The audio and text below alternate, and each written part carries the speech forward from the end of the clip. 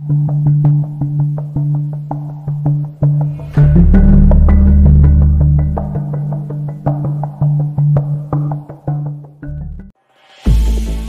विश्राम के जिंदा रहने या न रहने का नहीं था। मेरे ख्याल में ये डाकू लोग बड़ी आसानी से पुलिस के घेरे में आ सकते थे। पुलिस के सिपाही बाकायदा ट्रेंड होते हैं और वो अमरेली से इतनी दूर आए थे तो जाहिर है असले का पूरा जखीरा लेकर आए होंगे।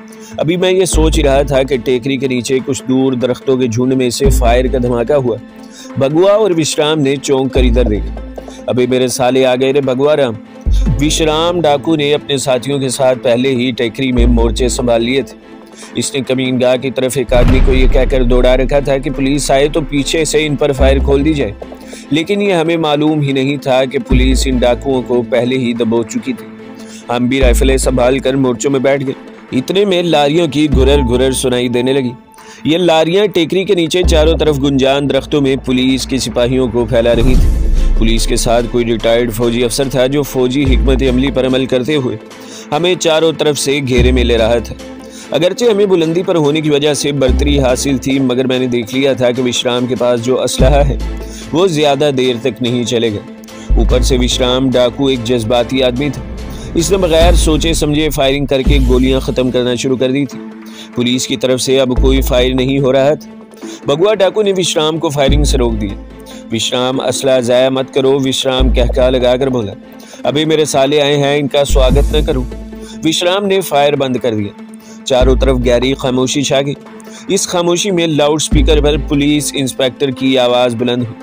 विश्राम, तुम्हारे पास 2 कातलों ने पनाह ले रखी है, उन्हें हमारे हवाले कर दो। हम तुम्हें कुछ नहीं कहेंगे। हम तुम्हें 5 मिनट की मोहलत देते हैं। मैं पुलिस इंस्पेक्टर कांति लाल बोल रहा हूँ। तुम मेरी बात पर भरोसा कर सकते हो। मैंने भगवा की तरफ और इसने मेरी तरफ देखा। पुलिस को इनके मुखबरों ने बिल्कुल सही खबर दी थी। करीन कियास यही था कि ये मुखबर हमारी जीप के टायरों की खोज लगाते हुए विश्राम की टेकरी तक पहुंचे थे। विश्राम ने पुलिस इंस्पेक्टर के ऐलान को सुना तो एक तरफ थूक कर इसे बुलंद आवाज में गाली दी और धाएं धाएं फायरिंग करने लगा। पुलिस ने भी फायर खोल दिया। जंगल गोलियों के धमाके से गूंजने लगा। मुसीबत ये थी कि टेकरी के नीचे चारों तरफ घनी झाड़ियों का सिलसिला था, जिसकी वजह से हम पुलिस के सिपाहियों की पेशकदमी देख नहीं सकते थे। टेकरी पर चारों तरफ से फायरिंग हो रही थी और गोलियां हमारे सिरों के ऊपर बबूल के दरख्तों की शाखों को तोड़ती हुई गुजर रही थी। विश्राम ने गाली देकर कहा, मेरे आदमी किधर मर गए, वो पीछे से कब फायर करेगी। रखिया ने गोलियों से भरा हुआ बड़ा डब्बा हमारे पास लाकर रख दिया था। ये औरत भी मुझे किसी डाकू की लड़की लग रही थी। फायरिंग से जरा भी नहीं घबराई थी। पुलिस का फायर अब टेकरी के करीब से आ रहा था, जिसका मतलब यह था कि पुलिस आगे बढ़ाई है। मैंने भगवा के कान के करीब मुंह ले जाकर कहा, भगवा, हम ज्यादा देर मुकाबला नहीं कर सकेंगे। पुलिस की नफरी भी ज्यादा है और इसके पास असलहा भी ज्यादा है। भगवा भी शायद यही सोच रहा था। आहिस्ता से बोला, फिर तुम्हारा क्या इरादा है ठाकर? मेरा ख्याल है हमें यहाँ से निकल जाना चाहिए। विश्राम धड़ाधड़ गोलियां चला रहा था और रखिया इसे एक बंदूक खाली होने पर दूसरी बंदूक लोड करके देती। इसके दूसरे साथी भी टेकरी के चारों जानिब मोर्चों में बैठे हुए झाड़ियों में गोलियां बरसा रहे थे, लेकिन अभी तक हम एक सिपाही को भी ढेर करने में कामयाब नहीं हुए थे। फिर अचानक पुलिस की तरफ से फायरिंग रुक गई। विश्राम ने भी फायरिंग बंद कर दी। भगवा पत्थर की आड़ से निकलकर इसके करीब रेंग कर गया और बोला, विश्राम, हमारी वजह से तुम अपनी जान खतरे में क्यों डालते हो? बेहतर यही है कि हम यहाँ से फरार हो जाते हैं। विश्राम को गुस्सा आ गया। अरे भगवा, तू मुझे यार मार समझता है? जब तक मैं जिंदा हूँ तुझ पर आंच नहीं आने दूंगा। जब भगवा ने इसे सारी बात समझाई तो वो बंदूक को पीछे खींचकर बोला, पर भगवा, नाग माता क्या कहेगी कि मैं तुम्हारी हिफाजत भी ना कर सका? भगवा डाकू ने कहा, यह बात नहीं है विश्राम, इस वक्त हमें अकल से काम लेना चाहिए और अकल यही कहती है कि मैं अपने आदमी लेकर यहाँ से किसी न किसी तरह निकल जाऊँ। तुम ये बताओ कि मैं किस तरफ से निकल सकता हूँ? फायरिंग बंद थी। साफ लग रहा था कि पुलिस इस दौरान में टेकरियों के मजीद करीब बढ़ाई है। विश्राम कुछ सोचकर बोला, मेरा आदमी तुम्हें यहाँ से निकाल ले जाएगा, मगर भगवा बाद में तुम मुझे ताना न देना। भगवा ने इसके काने पर हाथ रखकर दबाया और बोला, तुम एक बहादुर दोस्त हो विश्राम, मुझे तुम पर हमेशा फख्र रहेगा। पुलिस ने फायरिंग शुरू कर दी थी और धाएं धाएं की आवाज से जंगल की फिजा एक बार फिर गूंज उठी। अब गोलियां हमारे मोर्चों के पत्थरों से टकराकर चिंगारियां उड़ा रही थी। कुछ गोलियां पीछे से भी आने लगी थी। विश्राम ने चिल्लाकर पुलिस को गाली दी, मेरे साले पीछे से भी आ रहे हैं। विश्राम ने आवाज दी, मानचरिया, मेरे यार को यहाँ से निकाल कर ले जाओ। एक डाकू अपने मोर्चे से रेंगता हुआ हमारी तरफ है। विश्राम ने लेटे लेटे भगवा को गले लगाया, मेरा हाथ चूमा और कहने लगा, ठाकर मुझे क्षमा कर दे। वो रेंगता हुआ विश्राम की कोठरी की तरफ बढ़ा, हम भी इसके पीछे रेंगने लगे। दिन ढल चुका था और मशरिक की तरफ से शाम के साए जंगलों और पहाड़ों के दामन में फैलना शुरू हो गए थे। कोठरी के अकब में एक जगह गड्ढा बना हुआ था।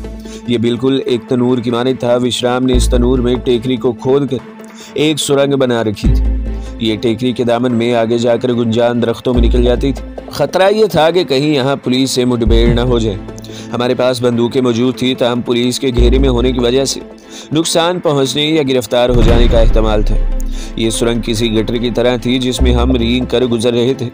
मानचरिया पहले बाहर निकल गया और इसने हमें सुरंग में ही छुपे रहने का इशारा किया। वो झाड़ियों में गायब हो गया। थोड़ी देर बाद झुका हुआ आया और हाथ से बाहर आने को कहा। हम रेंगते हुए सुरंग से बाहर निकल आए। यहाँ दरख्तों की शाखें नीचे तक लटक रही थी और शाम का हल्का हल्का अंधेरा वक्त से पहले छा रहा था। हम बड़ी एहतियात से झुककर चल रहे थे कि शाखों के टूटने की आवाज़ पैदा न हो। 100 कदम चलने के बाद ढलान आ गया। यहाँ दरख्त नहीं थे। मानचरिया लेट गया। नीचे इशारा करके आहिस्ता से बोला, दादा वो नीम के पेड़ हैं और हमारी घोड़ियाँ वहाँ बंधी हैं। अगर तुम कहो मैं भी तुम्हारे साथ चलूँ। भगवा डाकू ने इसके कंधे पर हाथ रखकर सरगोशी की। मानचरिया तुम जाओ, हम निकल जाएंगे। मानचरिया वहीं से वापस पलट गया। भगवा डाकू ने मुझे लेट कर नीम के दरख्तों की तरफ चलने का इशारा किया। ये निस्बतन खुली जगह थी मगर नशीबी मैदान थे। सूखी घास इतनी ऊंची जरूर थी कि हम इसमें छुप जाते। 60-70 कदम का ये फासला हमने रेंग रेंग कर करीबन आधे घंटे में तय किया। जब नीम के दरख्तों के पास पहुंचे तो वहाँ कुछ घोड़े बंधे हुए थे। हैरानी की बात यह थी कि पुलिस ने इन घोड़ों या घोड़ों पर कब्जा नहीं किया था। हालांकि विश्राम के वो आदमी जो यहाँ पर तैनात थे पकड़े जा चुके थे। हमारे 4 डाकू साथी भी हमारे पीछे पीछे रेंगते चले आ रहे थे। जूं ही हम घोड़ों के पास पहुंचे, एक तरफ तड़ातड़ गोलियां चलने लगी। भगवा ने चिल्लाकर कहा, घोड़ों पर सवार होकर अमरेली की तरफ निकल चलो, अपनी अपनी जान बचाओ। हमारे चारों साथी उछलकर घोड़ों पर बैठे और एक तरफ को भागे। 2 डाकुओं को गोलियां लगी और वह चीख मार कर गिर पड़े। भगवा डाकू गजबनाक होकर खड़ा हो गया और धड़ाधड़ दाएं बाएं फायर करने लगा। ठाकर घोड़े पर बैठ जाओ। फायरिंग करते हुए मैंने एक सिपाही को देखा जो दरख्तों की आड़ लेता हुआ भगवा डाकू के पीछे निकलने की कोशिश कर रहा था। वो मेरी जद में था। मैंने इसका निशाना लेकर फायर किया तो वो उछल कर गिरा और फिर न उठ सका। एक सिपाही भगवा डाकू के सामने आ गया। इसे भगवा ने ढेर कर दिया। फिर हम घोड़ों पर सवार हो गए। घोड़े फायरिंग की आवाज़ से परेशान हो रहे थे। एड़ लगाई तो घोड़े दरख्तों के नीचे एक तरफ को दौड़ पड़े। भगवा और मैं घोड़ों से चिमटे हुए थे। हमारे पीछे अब भी फायरिंग हो रही थी मगर घोड़े बेतहाशा दौड़ रहे थे। अब वो बहुत जल्द हमें नशीबी मैदान से निकालकर मशरिक की जानिब टेकरियों के अकब मिलेंगे। अब हम फायरिंग की जद में नहीं थे मगर पुलिस हमारा ताक़ुब कर सकती थी। भगवा डाकू बुलंद आवाज में बोला, ठाकर मेरे साथ साथ घोड़ा दौड़ाते चलो। घोड़े डाकुओं के थे और शायद इन्हें सुधाया गया था। अपने आप झाड़ियों और दरख्तों से बचकर हवा से बातें करते उड़े चले जा रहे थे। बहुत जल्द विश्राम का डेरा बहुत पीछे रह गया। अब रात की तारीकी ने पहाड़ियों और मैदानों को अपनी अंधेरी चादर में लपेट लिया था। हमारे 2 साथी पुलिस मुकाबले में मारे गए थे। सिर्फ 2 डाकू जान बचा सके थे। एक जगह हमने घोड़ों से उतरकर थोड़ा आराम किया और फिर अपने सफर पर रवाना हो गए। रात पिछले पहर दूर पहाड़ियों के दरमियान बिजली की रोशनियां झिलमिलाती नजर आईं तो भगवा ने इधर इशारा करके कहा, यह बोराला का कस्बा है ठाकर। आगे घारंग का दरिया आ गया। यहाँ एक घाट पर काफी बड़ी कश्ती मौजूद थी। शायद ये माल बरदार कश्ती थी। कश्ती में एक आदमी खेस ओढ़े सुराहा था। भगवा डाकू ने इसके पांव पर ठोकर मारकर कहा, उठ अबे। चौकीदार हड़बड़ा कर उठ बैठा और बोला, कौन है तू? भगवा डाकू ने बंदूक की नाली इसके सर के साथ लगाकर कहा, तुम्हारा बाप हूँ बच्चू दास। अबे पुलिस को हमारे बारे में बताया तो याद रख, वापिस आकर तुझे इस कश्ती में ठंडा करूंगा। चौकीदार हाथ बांध कर खड़ा हो गया। कहने लगा, राणा जी जुबान नहीं खोलूंगा कभी। भगवान आपका भला करे। दरिया पार पहुंचकर हमने एक जगह पू फटने तक आराम किया। मुंह अंधेरे एक बार फिर घोड़ों पर सवार होकर आगे चल पड़े। यहाँ से 7 कोस के फासले पर चोका ढाबा का जंगल शुरू हो गया। इस जंगल से निकलकर नरोला की चटानी वादी में आगे अब धूप निकल आई थी। भगवा डाकू बोला, ये जहरीले सांपों की वादी है मगर सांप हमें कुछ नहीं कहेंगे। नाग माता के बेटे सांप साहू ने हमें एक बार सूंघ रखा है और हमारे जिस्मों से निकलने वाली खास वो इन सांपों को हमसे दूर रखेगी। संगलाख चट्टानों में इंतहाई दुश्वार गुजार रास्ता होने के बायस हमारे घोड़े कदम कदम चल रहे थे। चट्टानों से निकलते ही दूर पश्चिम की तरफ धारीदार चट्टानी पहाड़ियों का सिलसिला शुरू हो गया था, जो नरोला की पहाड़ियां थी। और इन्हीं पहाड़ियों के दामन में सुधा रंगनी डाकू की खुफिया कमीनगाह थी, और ये कमीनगाह एक पहाड़ी गार में बनी हुई थी। इस वादी में दाखिल होते ही दो डाकू पोशीदा मोर्चों से निकलकर हमारे साथ होली। सुधा रंगनी मुझे देखकर बहुत खुश हुई। इसकी कलाई में इसका बेटा सांप भी मेरी तरफ फन उठाए तक रहा था। मैं सुधा के करीब होने की जुर्रत न कर सका। रघु, तुमने बाल क्यों मुंडवा डाले? तुम्हारे बाल तो मुझे बहुत पसंद थे। जब मैंने इसे अपनी सारी बता सुनाई तो वो गुस्से में खोल उठी। जिसने तुझ पर जुल्म किया है, मैं इनसे तेरा इंतकाम लूंगी। इसकी शरबती आंखें गुस्से में सुरख हो रही थी। इसने भगवा डाकू से खुश होकर कहा, तुमसे बहुत खुश हूँ भगवा। भगवा हाथ जोड़कर बोला, नाग माता, ये तो मेरा कर्तव्य है जिसका पालन किया। नौरीन भी वहाँ आ गई। वो पहले से कुछ दुबली हो गई थी और जंगली जिंदगी की कठिनाइयों से इसका रंग सांवला हो गया था। अब हमारे सामने सबसे बड़ा मसला नौरीन को अहमदाबाद ले जाकर अपने खुफिया एजेंट के हवाले करना था, और ये बड़ा कठिन काम। अगर मैं साथ जाता हूँ तो मेरे पकड़े जाने का खतरा था। साथ नहीं जाता, नौरीन अपने एजेंट के पास नहीं पहुँच सकती थी। रात सुधा रंगनी डाकू मेरे साथ बैठी देर तक इस मौजू पर गुफ्तगू करती रही। आखिर ये तय पाया कि वो हमारे साथ जाएगी। मैं सोच में पड़ गया। सुधा रंगनी मेरा बाजू पकड़कर बोली, तू क्या सोचता है रघु? क्या मैं तेरी पत्नी नहीं हूँ? फिर मैं तुझे मौत के मुंह में अकेला नहीं जाने दूंगी। मैं तेरे साथ जाऊंगी और तुझे हर आफत से बचाऊंगी। 3 दिन तक मैंने वहाँ आराम किया। इस दौरान में मैंने शेव नहीं बनाई थी, जिसके नतीजे में मेरी कुछ मूंछें दाढ़ी बढ़ाई थी और सर पर भी छोटे छोटे बाल निकल आए थे, लेकिन मैं पहचाना जा सकता था। सुधा रंगनी ने कहा, हम भेस बदल कर जाएंगे। शिवराष्ट्र में राजस्थान का एक कबीला आबाद है जिसका नाम मांड है। इस कबीले के लोग खाना बदोशों जैसी जिंदगी बसर करते हैं और सांप पकड़ने में इस कबीले के लोग अपना सानी नहीं रखते। इनके बारे में मशहूर है कि ये जहरीला सांप पर ऐसा मंत्र पढ़ते हैं कि सांप मदहोश हो जाता है और ये इसे आसानी से पकड़ लेते हैं। ये भी कहा जाता है कि सांप इस कबीले वालों का मन भाता खाना है। इस कबीले की औरतें गाँव कस्बों में जाकर सांप का तमाशा दिखाती है और लोगों से पैसे वसूल करके अपनी रोजी कमाती है। किसी घर से अगर इन्हें खैरात न मिले तो वो धमकी देती हैं कि मेरे सांप ने तेरे घर का रास्ता देख लिया है, अब ये रात को तेरे घर आकर तुझे डस लेगा। और लोग डर कर जो वो मांगती है इन्हें पेश कर देते हैं। इस कबीले की औरतों और मर्दों को मांदरी भी कहा जाता है, जो मांडारी का बिगड़ा हुआ नाम है। सुधा रंगनी ने फैसला किया कि हम मांदरी बनकर अहमदाबाद दाखिल होंगे। इस भेस में हमें पुलिस नहीं पहचान सकेगी। नौरीन को भी इस फैसले से आगाह कर दिया गया था। पहले तो वो झिझकी, फिर मगर राजी हो गई, क्योंकि इसके सामने भी दूसरा कोई रास्ता नहीं था। अलबत्ता वो अपने बाप के बारे में अभी तक परेशान थी, क्योंकि हम में से कोई भी अभी तक इसका खोज नहीं लगा सका था। बहरहाल नौरीन को अपने खुफिया एजेंट के पास बाहिफाजत पहुंचाने के बाद मेरा अगला मिशन इसके बाप का सुराग लगाना ही था। मैंने इसे बहुत तसल्ली दी, मगर अपने बाप को याद करके इसकी आंखों में आंसू आ जाते थे। भगवा डाकू भी हमारे साथ जाने पर बजीद था, लेकिन सुधा ने इसे डांट कर कहा, भगवा मुझे क्या नाजुक हिरनी समझता है रे? मैं शेरनी हूँ, आदमखोर शेर। जिसने हाथ लगाया इसे वहीं चीर फाड़ कर रख दूंगी। और फिर मेरा बेटा साहू मेरे साथ है, इसने अपने जहरीले सांप का मुंह चूम कर कहा। वहीं नरोला पहाड़ी की कमीनगाह में बैठकर हमने अपना भेस बदला। सुधा रंगनी पहले ही सपेरन लगती थी, इसने मांड औरतों की तरह गिरवे रंग की साड़ी बांधी। इस तरह की एक साड़ी नौरीन को भी पहना दी गई। बालों को खींचकर सर के ऊपर जोड़ा बनाकर बांधा। गले में रंग बिरंगे मनकों के हार डाले। एक पिटारी में कुछ सांप रख लिए गए। इनमें 2-4 बेहद मोहलक किस्म के जहरीले सांप भी थे। सुधा रंगनी ने अपना बेटा सांप अपनी कमर के गिर्द लपेट लिया। अपनी साड़ी में ही इसने एक छोटा पिस्तौल भी छुपा कर रख लिया। मुझे भी गेरवे रंग की धोती और लंबा कुर्ता पहना दिया गया। सर पर मैंने राजस्थानी मांड लोगों की तरह के चौकट्ठेदार पगड़ी बांध ली। नौरीन के चेहरे पर रोटियां पकाने वाले तवे की काली स्याही जरा हल्की करके मल दी गई, जिससे वो बिल्कुल नहीं पहचानी जाती थी। हमने अपने कांधों पर झोले डाल लिए। एक बीन सुधा रंगनी ने और एक मैंने थाम ली। यूं एक रोज हम तीनों घोड़ों पर सवार हुए और खुदा का नाम लेकर अपनी मंजिल की तरफ रवाना हो गए। भगवा डाकू पीछे रह गया। हमारे साथ 2 डाकू आए, जिनका काम हमें दरियाए घारंग तक पहुंचाकर वापिस नरोला की कमीनगाह में भगवा डाकू के पास चले जाना था। एक दिन पूरा हमने सफर में गुजारा। शाम को हम चौका ढाबा का जंगल उबूर करके दरियाए घारंग के किनारे जा पहुंचे। यहाँ से हमारे मुहाफिज डाकू वापस चले गए। रात हमने दरिया के किनारे वीरान घाट पर बसर की। इस वक्त कोई कश्ती दरिया पार नहीं जा रही थी। दिन निकला तो दरिया के दूसरे किनारे से कश्ती आती दिखाई दी। हमने कुछ रुपए अपने पास रख लिए थे। यहाँ से हमें अमरेली के कस्बे तक जाना था, जो पैदल 4 घंटे का सफ़र था, लेकिन हमें यहाँ एक बैलगाड़ी वाला मिल गया जो अमरेली जा रहा था।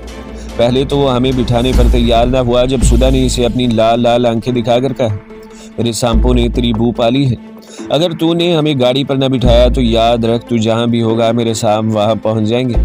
गाड़ी बान डर गया, इसने हमें गाड़ी में बिठा लिया। नौरीन गुजराती ज़ुबान नहीं जानती थी, इसलिए हमने इसे हिदायत की कि वो खुद को गूंगी जाहिर करे।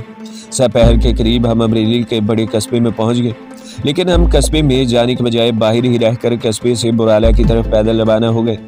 गाड़ी बान ने हमें बैलगाड़ी में ही अचार के साथ रोटियां खिला दी थी। शाम को हम कस्बा बोराला में दाखिल हो गए। ये वही कस्बा था जिसकी रोशनियां रात को भगवा डाकू के साथ घोड़े दौड़ाते हुए मुझे दूर से दिखाई दी थी। बोराला से डांड तक हमें लारी में सफ़र करना था, फिर डांड से ट्रेन पकड़कर हम अहमदाबाद पहुंच सकते थे, लेकिन हमने यही फैसला किया था कि हम डांड से एक स्टेशन पहले उतर जाएंगे और वहां से पैदल अहमदाबाद की तरफ चलेंगे। बोराला कस्बे के बाहर हम एक छोटी सी नदी के किनारे बैठ गए। सुधा रंगनी बोली, तुम लोग यहाँ बैठो, मैं कस्बे में जाकर कुछ खाने को लाती हूँ, इसके बाद देखेंगे कि डांड के लिए लारी कहाँ से मिलेगी। सुधा चली गई तो नौरीन ने गर्दन उठाकर कहा, भाई क्या मैं कभी अपने डैडी के पास पहुँच सकूँगी?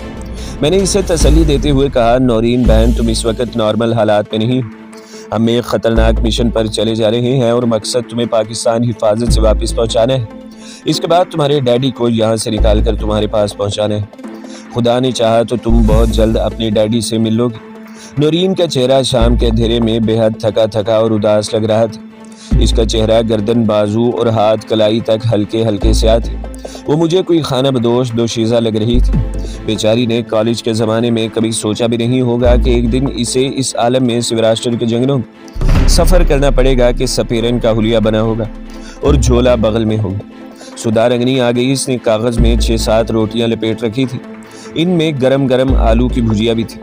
हमें देते हुए गुर्रा कर बोली, ढाबे वाला मुझसे पैसे मांग रहा था। मैंने पिटारी में से सांप निकाला तो हाथ जोड़कर खड़ा हो गया और वो कहका लगाकर हंस दी।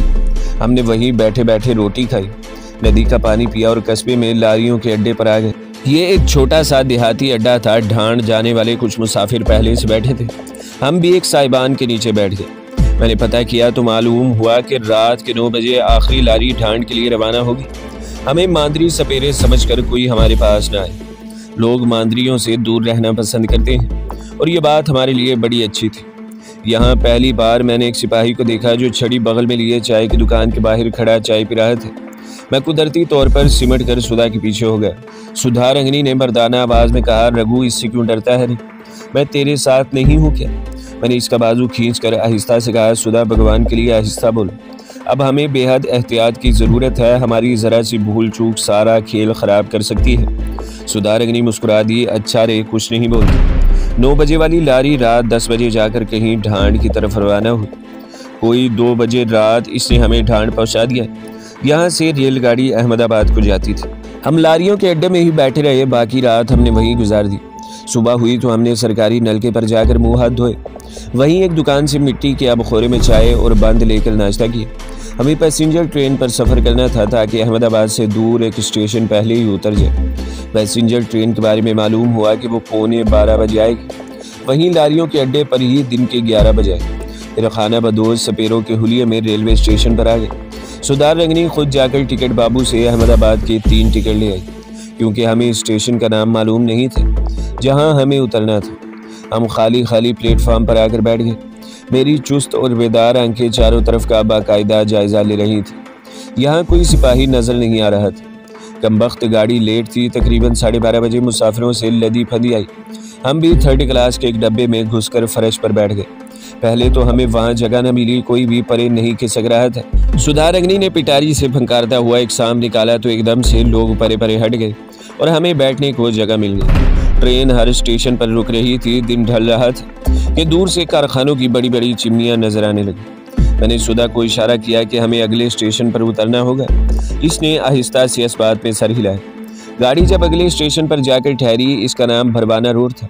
यह अहमदाबाद से अमरवाती की तरफ जाते हुए दूसरा स्टेशन था। गोया हम इस वक्त अहमदाबाद शहर से कोई 10-15 मील के फासले पर थे। हम भरवाना रोड स्टेशन पर रेल से उतर पड़े। यहाँ एक करीबी बड़े शहर के असरात वाज़े तौर पर देखे जा सकते थे।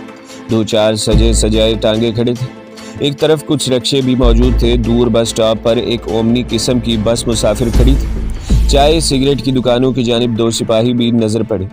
मैं सुधा रंगनी और नौरीन को लेकर पीपल के एक दरख्त के नीचे आ गया।